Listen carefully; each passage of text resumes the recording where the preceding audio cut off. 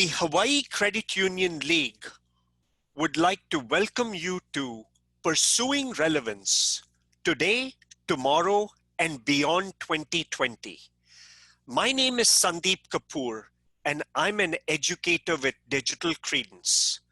The Hawaii Credit Union League would also like to thank FIS for sponsoring this education. It is indeed a dramatic today. We're facing transactional relationships versus having proactive conversations with the members that we serve. What we are doing today is reacting to whatever the member wants us to do for them, whether it is a phone call, whether it is an online request, or even if it is an in-person transaction. There are just simple transactions that are taking place. We are not doing new loans. We are not really doing new deposits. We're simply fulfilling what the member wants us to do. Let's examine each area as far as the impact is concerned. Branches, they're generally closed. It's typically by appointment only. And if you do come to the branch, most of the transactions are through the drive-through. The ATM usage is down. Cash withdrawals are down. So not just deposits, but withdrawals.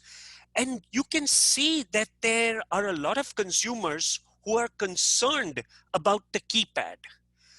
The contact centers we have, for the most part, many of us have taken our contact center employees and made them work from home. They are working longer hours. They're answering questions that are sort of mundane, that we shouldn't be answering. And they're also answering complex questions that take a lot of time. Something we also need to think about is the security of this transaction. It is about ensuring that I'm indeed serving that member correctly, and what are we doing to secure the data that this member service representative has access to. We have to think of a longer term plan in terms of how we would do this. Payments, we start looking at card usage. Card usage is down. However, digital payments are going up. There's a lot of questions that are coming in. People want adjustments made to their payments. They're asking questions. They want to learn more. Let's, for starters, just look at these 4 channels and see what is it we could be doing to serve them perhaps in a better manner. If you look at branches, could we not try to use scheduling software to schedule time with an expert? And rather than just using our branch, could we not use digital to try and serve that member more effectively? On the ATM side, let's start thinking about what can we do to do more at the ATM as far as providing answers are concerned to the member that comes up. The contact center needs some sort of assistance.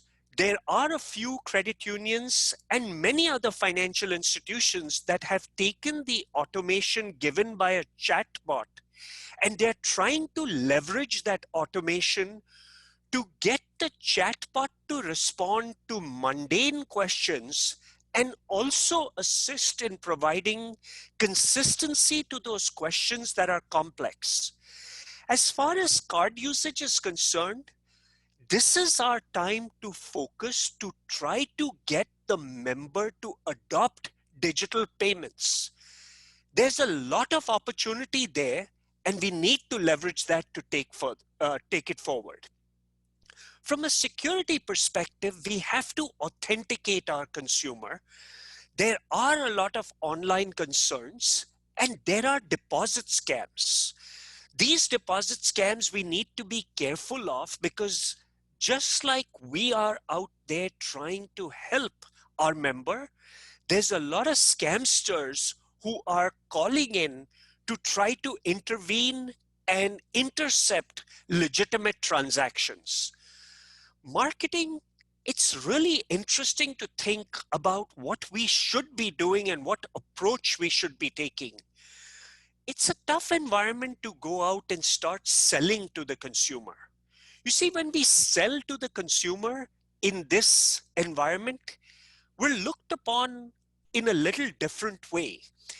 We've got to figure out how do we add the urgent, important, useful stuff by coming in and trying to help them, by alerting them. And think of the balance. There are many of us who actually had scheduled print campaigns that went out to the consumers we served, and they reached right post COVID 19 when everything started. How do we correct that? What can we do to do more? We've got to think about stepping up online so we can do more. And again, from a security perspective, is this not the time to try to get that member to perhaps share information other than what is found online? There are some financial institutions that are doing an incredible job with biometrics. However, only 5 to 10% of the entire membership base is using biometrics, and we have to think beyond that. Video to offer remote services is important, but let's also understand that video brings with it the challenge of latency. We've got to adjust so we can serve our members effectively. How do we train our team members? What do we do to schedule them? And what can we do to drive efficiency? One of the biggest opportunities we have here is to cross-train people to do more. And as far as digital is concerned, digital is certainly not just a pretty website. It's about effectiveness. It's about providing transaction ease. And it's also about mentoring our members to use digital to interact effectively. Keep this in mind. This is the opportunity to train our team members to use digital so they can effectively serve members better. We are indeed in a situation where there is a need for information. There is a need for money movement. There is also a need for empathy. We have consumers calling in with challenges that are tough to overcome. They want to be heard. We've got to listen to them. This is where we start building that trust to do more. I want to start also by acknowledging and thanking the many financial institutions that have been contributing to this learning. I've had the opportunity to interact with a large group of financial institutions, and I'm only acknowledging a few of them here. But this small group of focused financial institutions have been assisting me with almost weekly updates. We get on the phone, we interact, we share ideas, and these are the ideas that are helping with research, and they are also helping drive some of the change that I'm talking about, some of the research that is important. You also see something, it says we rise together. This is an article I wrote on CU Insight. Click on it after the call. Take a look at that, read it, and you will find there some really good and valuable tips that we can use as we serve our members effectively. Let's step and look at what is it that members want. What members want from us, they seek our expertise. They want us to tell them what it is they need to do. They are depending on us for that. They want to be recognized and served across channel with relevance, not just on one channel, but essentially figure out a strategy to do more. They expect security from us. They expect us to protect them, secure their transactions. They want true mobility. And what I mean by true mobility here is the ability to start a transaction in one channel and finish that transaction at another channel. It's about intuitive convenience. They are in a hurry and they don't need an application that is difficult to use. It has to flow and move correctly. We have to provide incentives. We need to stress value to them as we get them to use our financial institution and up the amount of transactions. This is not just incentives and rewards on card programs, but it's also those constant reminders that tells them that we are giving them more. Their membership means something. We're behind them, and this is what we provide. In addition to all of this, they look for excellent service in every single transaction. And look at it this way. If I was a member service representative and I did 10 phenomenal transactions, I treated 10 members with phenomenal expertise, I recognized them, I did so much. And then the 11th call, I dropped the ball. To that one member where I made that last call to, they're not going to be happy with it. But this bundle is what people want from us, and we have to focus on this to do more for the members that we serve. Let's also step back and think about our key offerings. Essentially, as financial institutions, we're here to assist our members with deposits. From an efficiency perspective, we want to reduce the cost of deposits as much as possible. We want to maximize our earnings. We need to focus on those loans. We've got to be efficient over there. We also have to make sure that we are not leaving anything behind. And then there's those everyday opportunities to interact and transact. It is about payments. It's about building a brand. It's about making sure that every time that member transacts, we are there to support them. It's about branding, because this branding, this constant usage as far as payments is concerned, is going to help us build that relationship. And ultimately, this is what drives value to us as a financial institution. Yes, we make money, but let me also step in and explain what I mean by making money. Many times when I talk to a credit union tells me that, look, we are a not-for-profit. But let's remain and remember this one important paradigm, the not-for-profit paradox of a not-for-profit financial institution.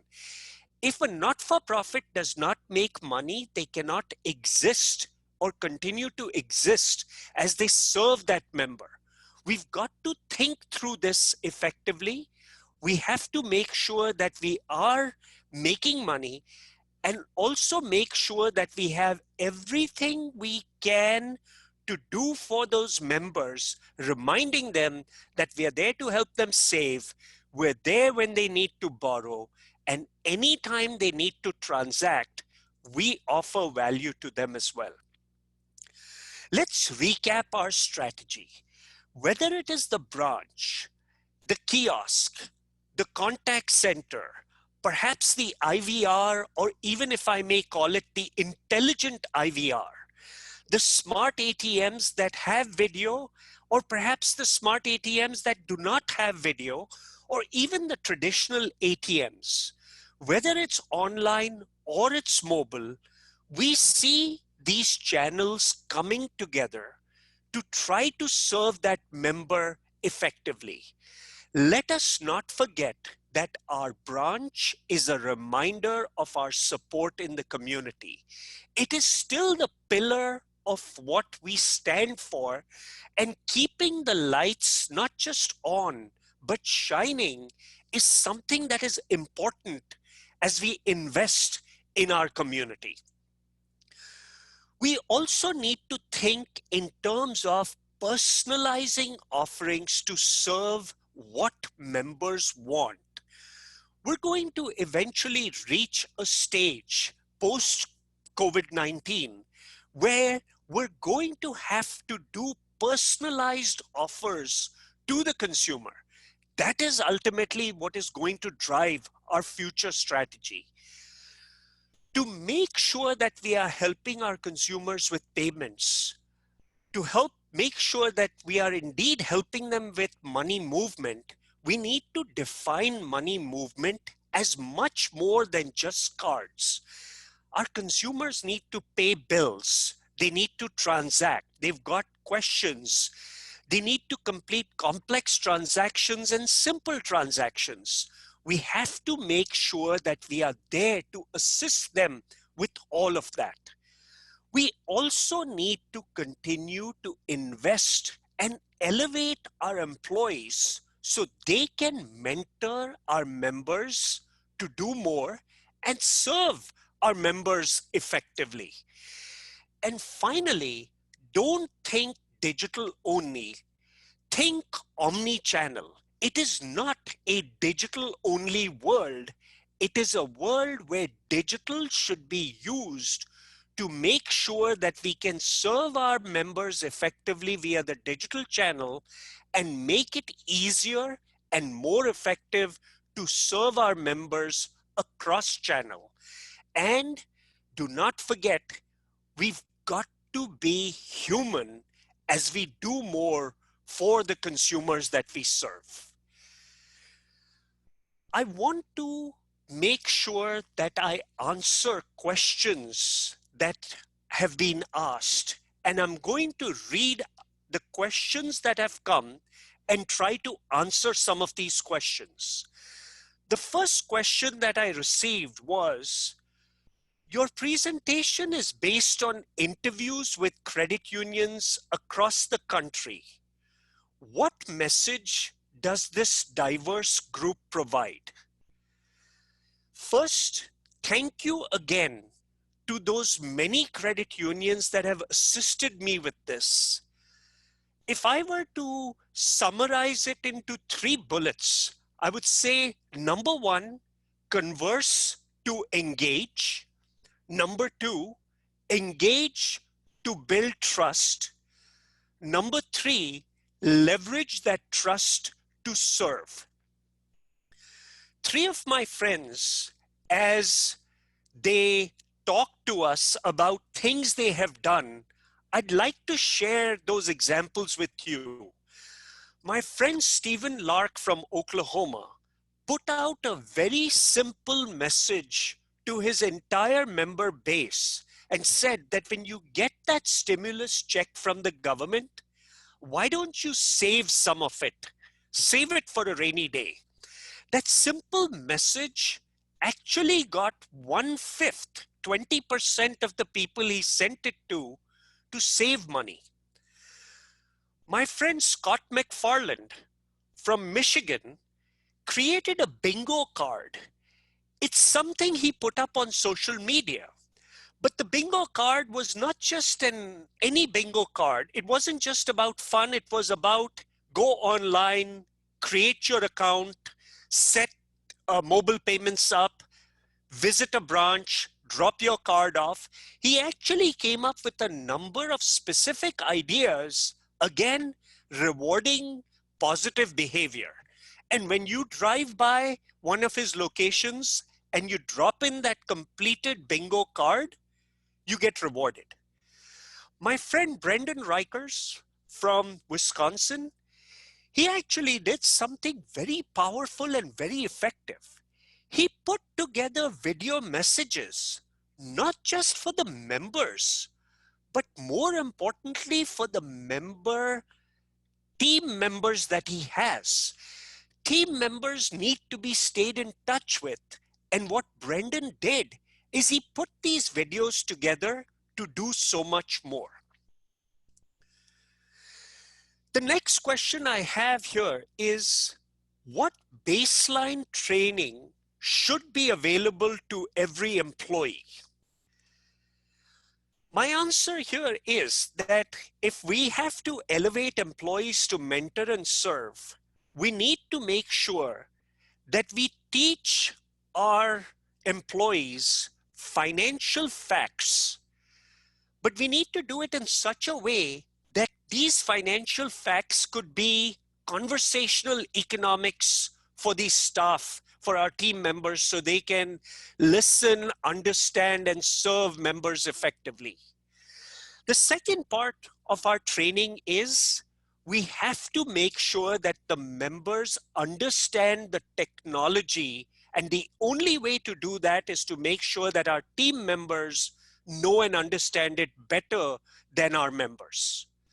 The third big aspect is we have to train them on conversational and engagement skills. This is extremely important as we try to drive and do even more. The next question I have is, how can one sell or market credit union products in the current environment without appearing to be opportunistic? It's tough, but let's step back and focus on needs.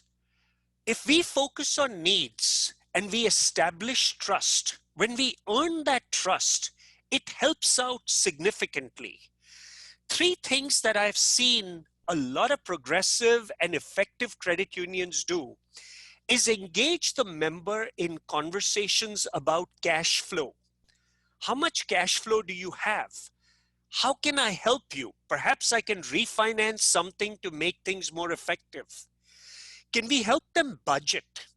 Can we help them protect themselves by providing them with the right type of either insurance products or even the right type of savings instruments so more can be done? Ultimately, we need to keep investing to do more. And that's the part that's really important. The fourth question I have here is, you talk about true mobility. Start in one channel and finish in another. Can you elaborate with an example? Think of this. I go online, I fill out a form, I'm confused. I shouldn't have to pick up the phone, call up the contact center, and have them restart the application. They should be able to take that application, help me fill it out, and then perhaps if I schedule time and I drive by the branch, my transaction is complete. This basically makes sure that we are actually connecting channel experiences, and we are looking at it not just by each channel, by looking at the journey across channel, which means that even if it is opening an account, funding a loan, or whatever it is that we are doing, we want to make sure that it is done effectively. The final question I'll answer is about what happens when we go back to normalcy. Well, when we do go back to normalcy, and I hope for all of us that this is sooner rather than later, step one is that we should still continue our focus on digital, except we should continue to do this with a personal touch.